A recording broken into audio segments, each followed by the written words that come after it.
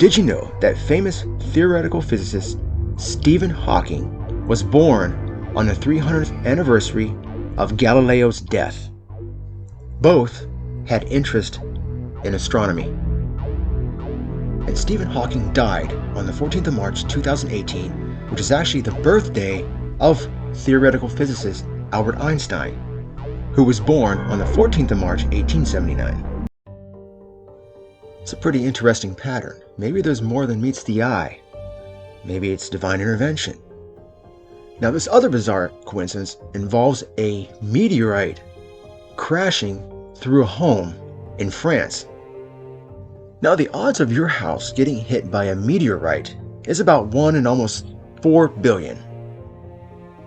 In 2011, a family in France with the last name of Comet had their house damaged by an egg-sized meteorite. And now on to my story about the world's most bizarre coincidence that I have ever seen.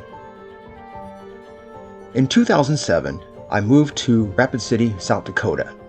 And Rapid City, South Dakota is located in the north part of the Midwest of the United States. It is nestled next to the Black Hills and is also famous for Mount Rushmore. South Dakota also has its fair share of fierce weather and storms. And when I arrived in the fall of 2007 in Rapid City, I went around and looked for a townhome, and eventually I found one. I found the townhome that I wanted, so I went inside to take a look, and it was nice and clean. And I noticed that on the walls were a bunch of photographs. And I realized that the previous owner was a professional photographer, and the photos were really, really good. It was basically from the local area and also wildlife and storms. So at the time, I thought, wow, this is pretty cool. I too also do storm photography, as well as he does. But here is where it starts to get really interesting and really bizarre. One day in the summer of 2008, a severe thunderstorm was getting ready to move through the Rapid City area.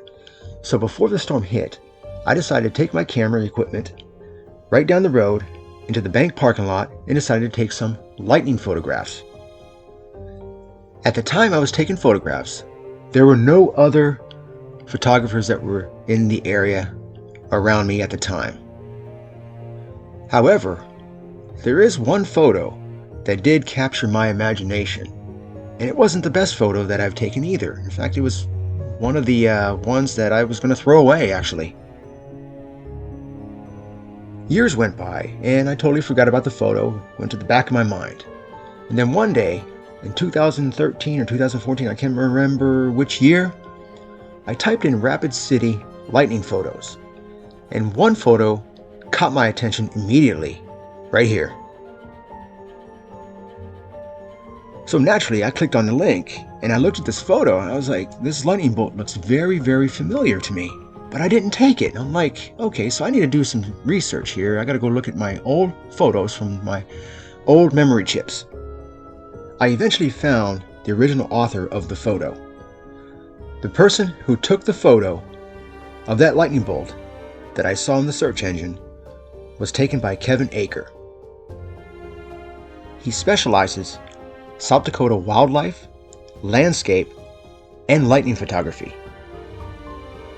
He has some really, really good photographs, and the link will be in the description to his website. I'm going to look for the photograph that I'm looking for of the lightning bolt. There it is right there. So let's click on that. That is the lightning bolt I was looking for. And I was like, man, it looks so familiar. Very familiar. So I decided to look through some old photos of storms that I've taken a while back. And I came across a photo that I knew that looked familiar. It's this one. I knew it. I took this photograph the same day that Kevin Aker took the other lightning photograph. And these pictures show the same exact lightning bolt that we both took at the same time in 2 different locations. How odd and strange is that? The photo on the left was taken by me, Jeffrey Brown, and the photo on the right was taken by Kevin Aker. Both photos were taken at the same exact time in completely different locations. And we were about 3 kilometers apart and didn't even know it. In fact, his photo is way better than mine. The photo on the left that was taken by me, I was actually going to throw that one out because it didn't turn out that well. But luckily I kept it just to show what happened here. Now bear in mind, Kevin Aker and I have never met before. Now bear in mind, I'm not done yet. The story gets even stranger, because when I realized the name, I started doing some even more research.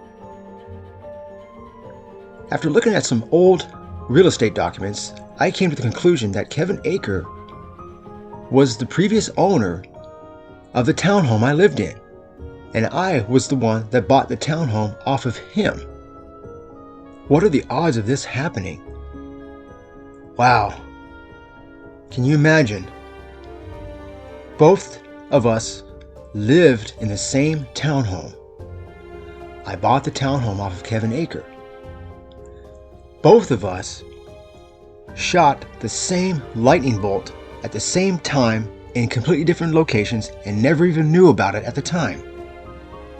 You can actually compare both lightning bolts. Like I said, the one on the bottom left is mine, and the one on the bottom right is Kevin Aker's. And you can see on the top is one of the real estate documents I have showing proof that I bought the house off of Kevin Aker. So here's a recap.